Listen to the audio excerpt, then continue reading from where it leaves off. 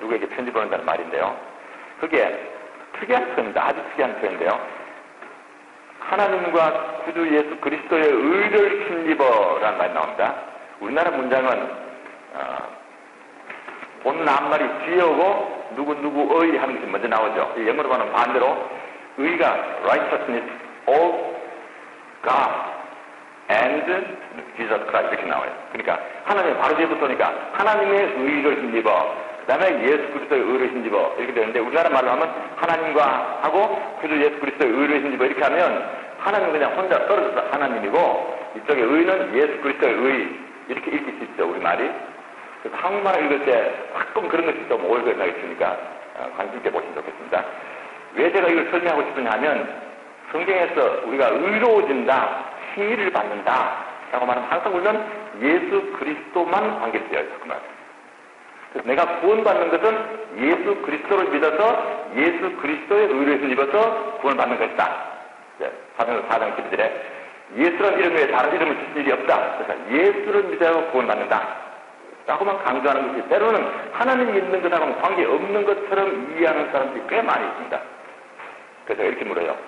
하나님을 믿으면 의로워지지 않느냐? 라고 물으면 사람들이 놀래가지고 그게 무슨 말이냐? 예수를 믿어야 의로워지지 무슨 하나님을 믿어야 의로워진다는 말이 성경에 어디 있느냐?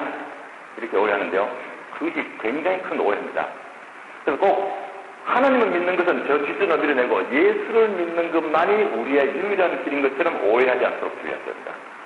그것이 여기 나오는 이야기입니다. 하나님의 의를 힘입어, 다시 보태서 구주 예수 그리스도의 의를 힘입어 이렇게 되어 있다, 그죠? 자, 로마서 3장을 읽어본 거죠. 로마서 3장에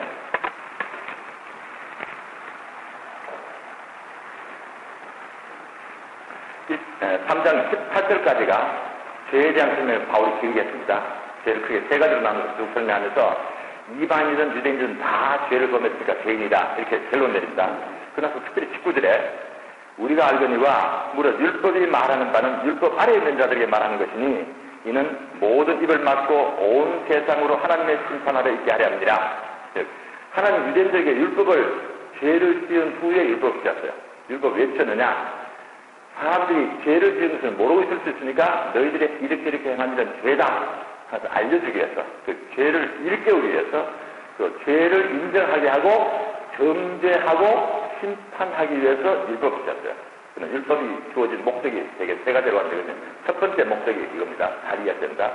바울이 율법의 행위로 구원받을 수 없다라고 강조한 이유가 뭐냐면, 율법은 처음부터 구원의 방편으로 주어진 것이 아니고 죄를 범한 우리들에게 너는 죄를 지었으니까 벌을 받아야 된다 라고 정죄하기 위해서 주어진 것이 율법이 주어진 목적이라고 바울이 아주 분명히 설명합니다.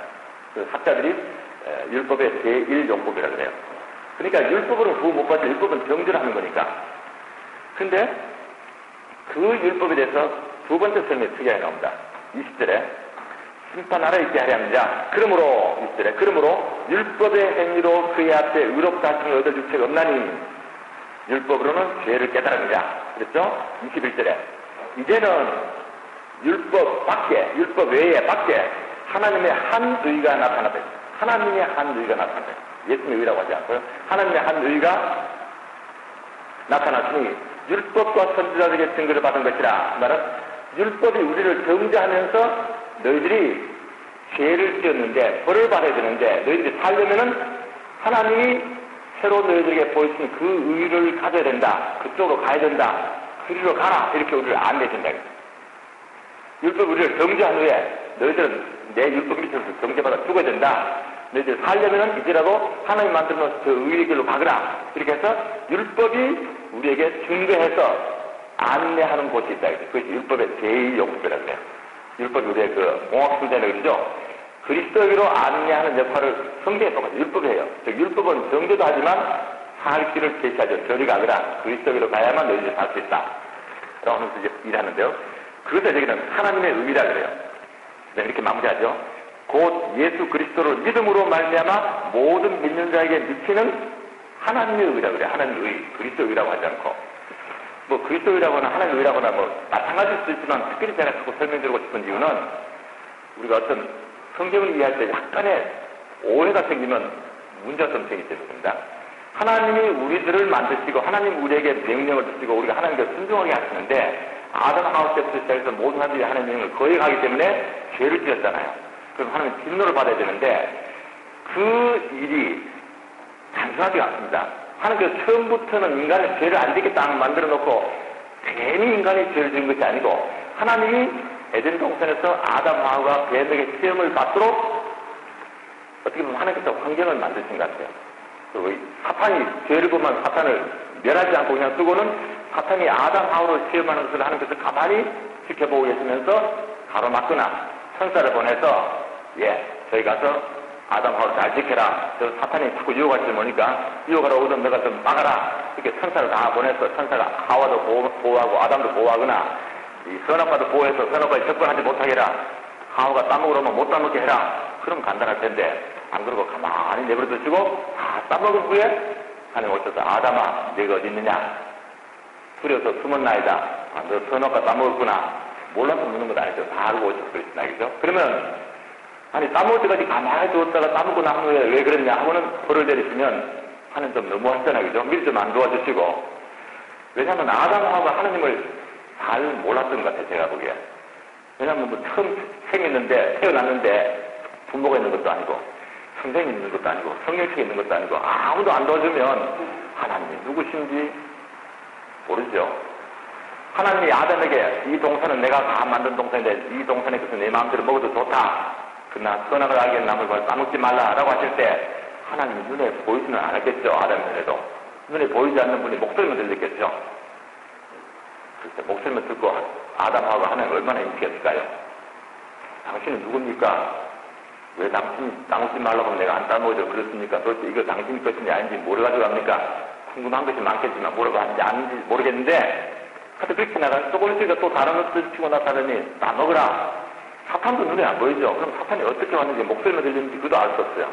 따먹으라. 하나님이 괜히 따먹지 말라고 한다. 따먹어도 된다.